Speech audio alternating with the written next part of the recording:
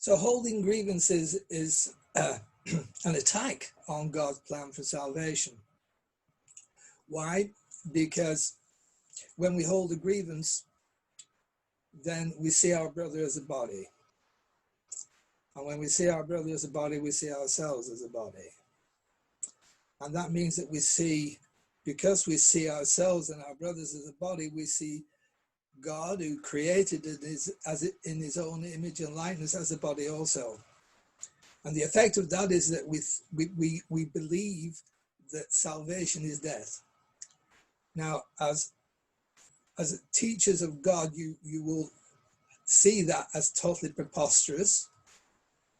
And yet that is what we believed. And that is what the world believes. And we've been conditioned to accept that for the last 2,000 years of Christian teaching.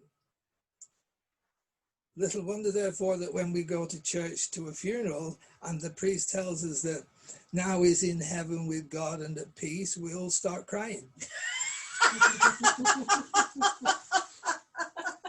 So we live in a contradiction. Living in a state of complete and total conflict. So let's see what the Course says on that. It says, if God is a body, what must his plan for salvation be? What could it be but death? In trying to present himself as author of life and not of death, he's a liar and a deceiver, full of false promises and offering illusions in place of truth. The body's apparent reality makes the view of God quite convincing. In fact, if the body were real, it would be indeed difficult to escape from that conclusion. And every grievance that you hold insists that the body is real. It overlooks entirely what your brother is. It reinforces your belief he is a body and condemns him for it. And it asserts that his salvation must be death and projects this attack onto God, holding him responsible for it.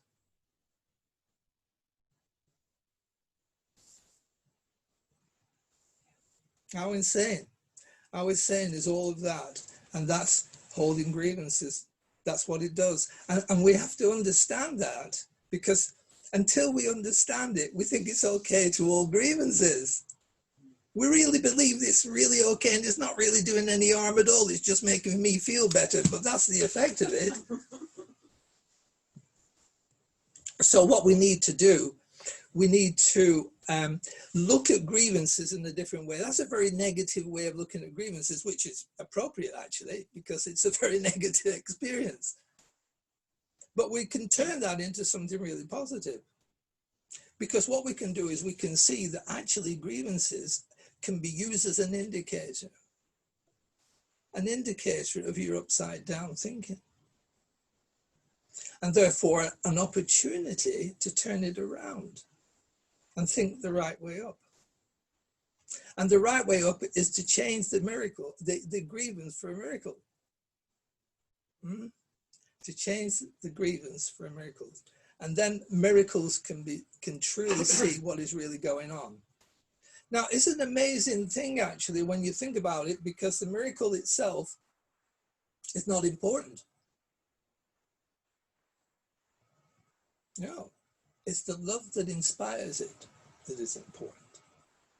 And so what we're doing when we exchange a grievance for a miracle, we're exchanging a moment in time, and a very negative moment in time, for a glimpse of eternity. Now, it's only a glimpse because vision is only seen in glimpses to begin with.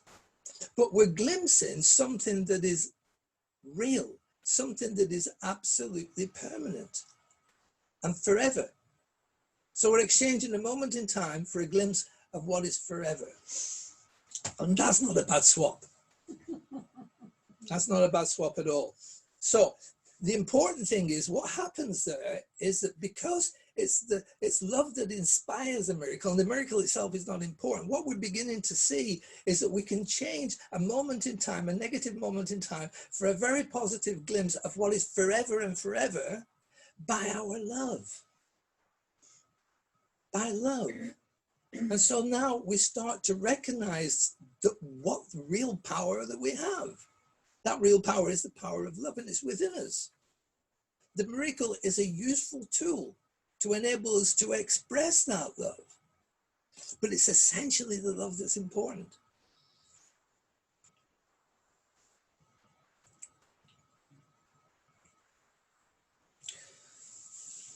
So holding grievance is an attack on God's plan for salvation. And what we can do to alter that tendency, is to learn to love, to look on all things with love, appreciation, and open-mindedness.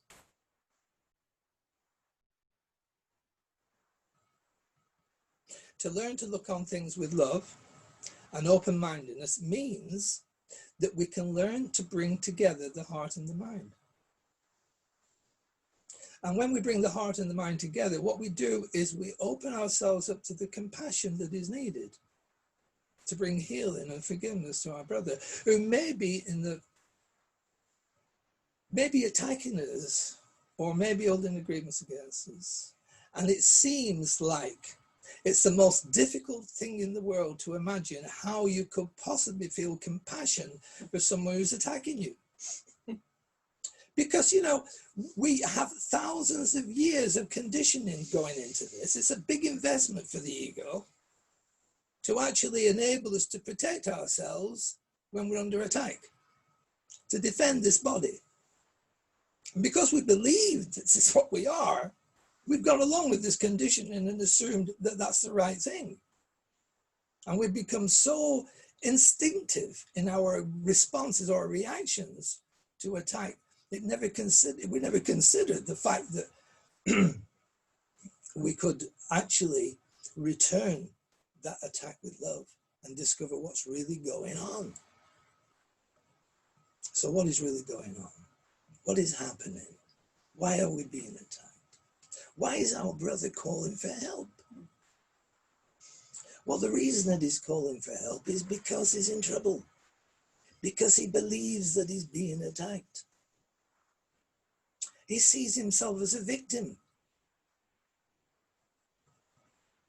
Oh, you say, well, there's no victims. I do it to myself. That's what the Course in Miracles has taught us. True.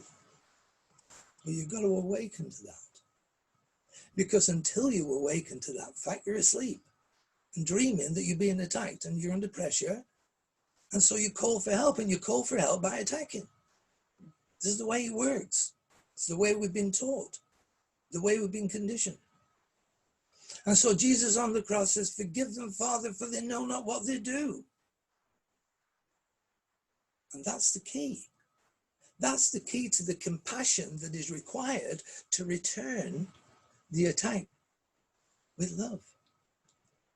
Until the heart opens and allows us to actually bring about that sense of, I need to respond to this call for help with help, we're just asleep and behaving from our instincts and through our conditioning.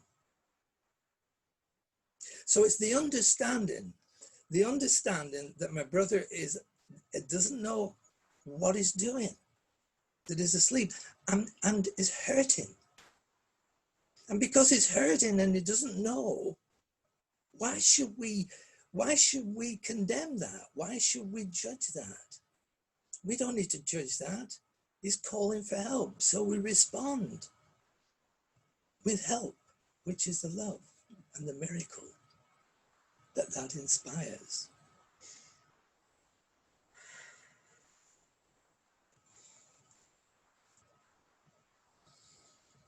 Now an amazing thing happens, because when we have open-mindedness and an open heart, the two together bring about a unity that is glorious.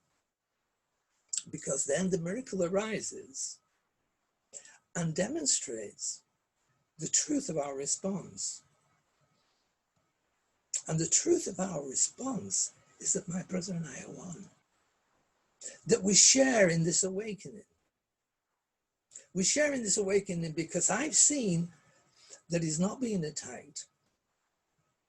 That he was just dreaming. And in that response, I see too that I'm not being attacked. And this is just a dream. And so we share an awakening. We share a healing.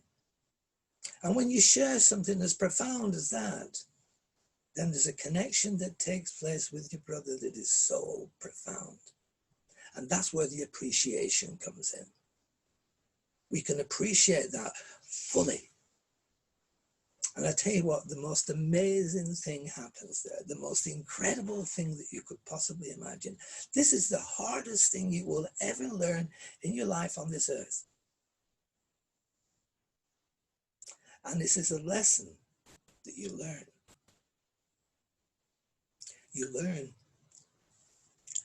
that I can trust my brothers who are one with me. That is the hardest lesson in the course. It's the hardest thing you will ever learn on this earth. And if you can learn that lesson, that's salvation. Then you're identifying with your Christ self and you're awakening. God bless you in you.